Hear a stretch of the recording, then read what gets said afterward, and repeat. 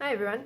So today I am responding to a comment from someone who's struggling with uh, dropping an argument because within themselves, when they're in the argument with this one particular person in their life, they are within themselves okay with the issue, meaning that they've let it go, it's no longer an issue for them, and despite that, they carry on fighting about it with this one individual in their life. So, I'm going to share a little bit about how I have experienced similar things to this. So, I've actually made notes for this one because I wanted to make sure that I included all of the different aspects that I saw within it. So, there were different scenarios. Now, obviously, I'm not there. I can't see what's happening in the dynamic that's playing out there. So, I'm going to share a bunch of different potential playouts and scenarios and reasons behind the behavior that may or may not be relevant in this particular case.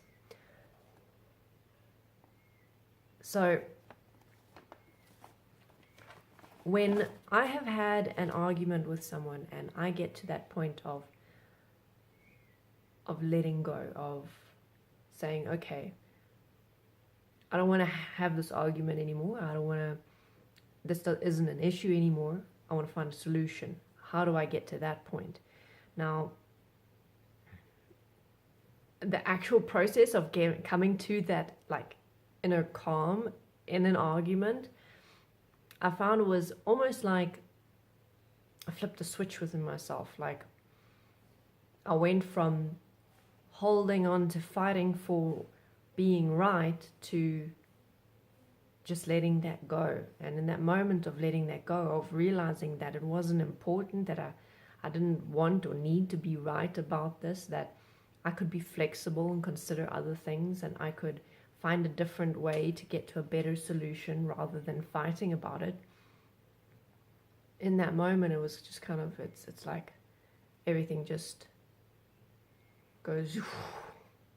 So then the next step is, okay, now that I'm here, how do I help the other person, if possible at all, to also come to this place so that we can drop this argument and find a solution?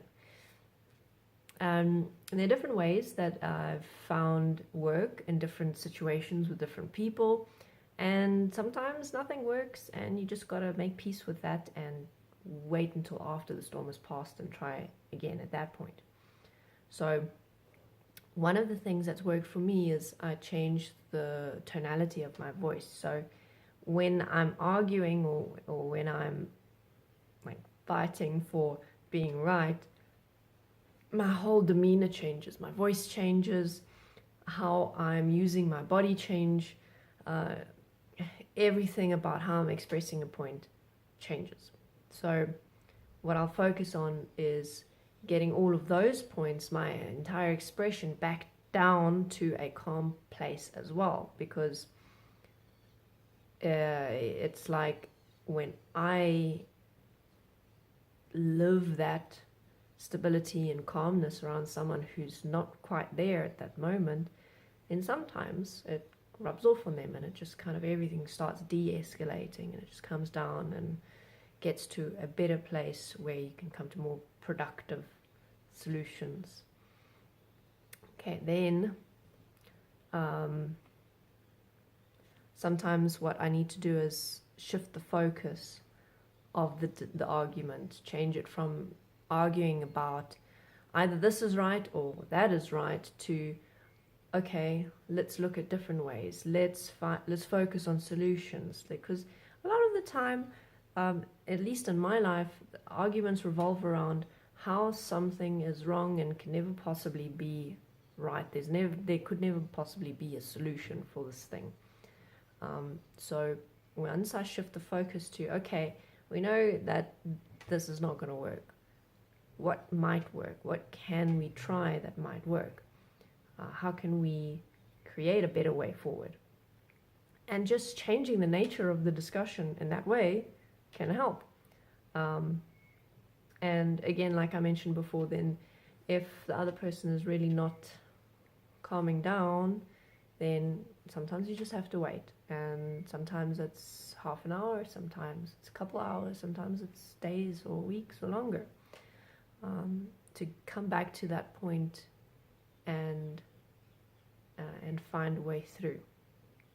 So that's the one aspect of how I will change or try to change an argument into a discussion. Now, the point of sticking in that argument despite knowing that you're actually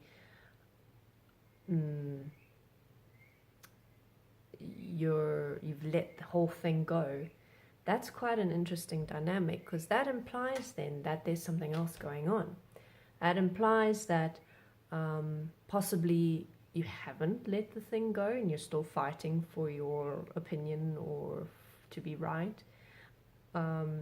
Another potential is that there's some kind of relationship dynamic that's in the mix that is fueling the argument, rather than it being about whatever you're arguing about. It's more about this relationship dynamic playing out. So it's like a tension in the relationship or some kind of conflict that keeps rearing its head, and it finds its expression through these arguments where you find yourself fighting about something that actually doesn't really mean anything to you. You don't hold any attachment or value to the topic, but it's the person that's bringing out this combative, aggressive expression from you.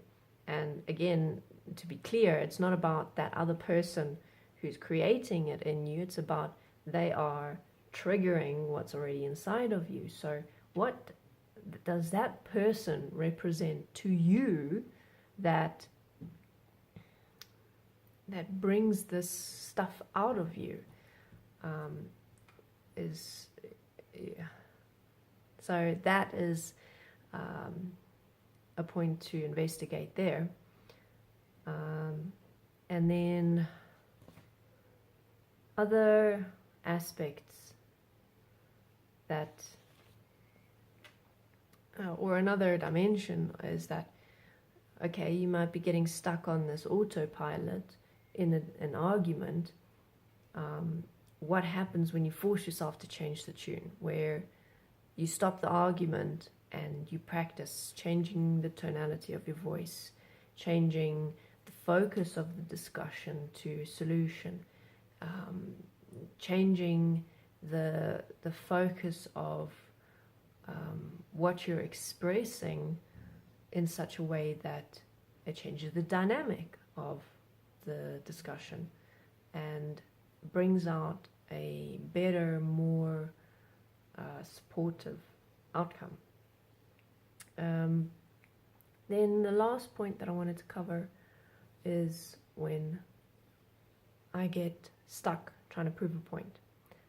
What I mean is, when I get stuck is like, I want the other person to understand what I'm saying, and I feel like they don't understand what I'm saying, and I keep pushing that until either I win and they submit, or until I just can't take it anymore and I walk away.